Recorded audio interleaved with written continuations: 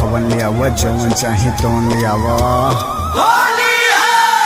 ए बुच्ची एगो टोटरा मकाला लौंग जवाइन धल ढकनी में। ए बुच्ची एगो टोटरा मकाला लौंग जवाइन धल ढकनी में।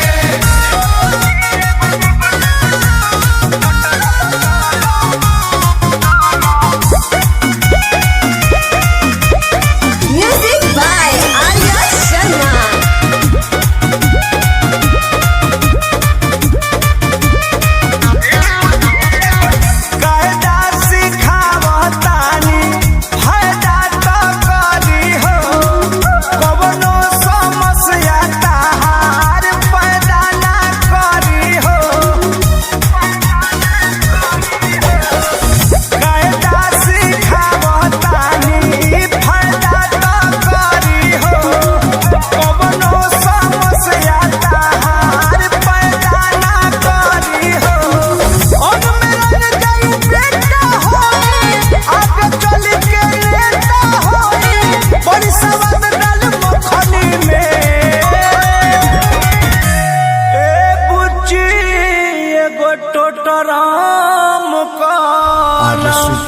भूतल साड़ी अपन फूटल बाबा लगे आइल बारू सारा मजा लूटल।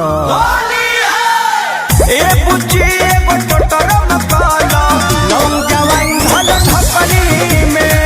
ए बुच्ची एगो टोटरा मकाला लौंग जवाइन धल ढकनी में।